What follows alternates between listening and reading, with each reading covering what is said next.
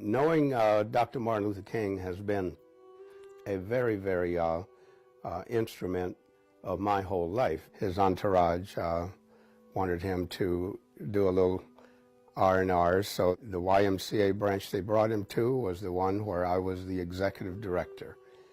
And he took a swim. I went in, took a swim with him. I just feel that the time was right for this country to be able to come to realize that it was moving in the wrong direction.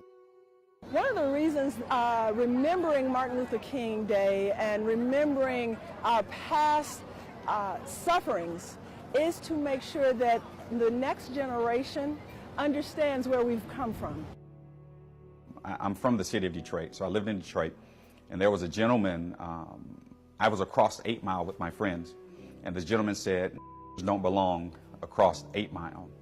And he proceeded to chase us with his truck. Yeah, it stayed with me, and it's pushed me to help others. It's pushed me to press for reconciliation. It's pushed me to make sure I look to the heart of individuals and not the color. Because when you look to the color of individuals, you'll miss something every time.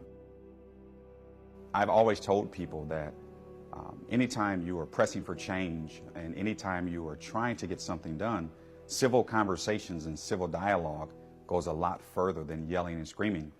Dr. Martin Luther King sat down with President Johnson, and I'm sure they had differences, but they agreed that something needed to change in America.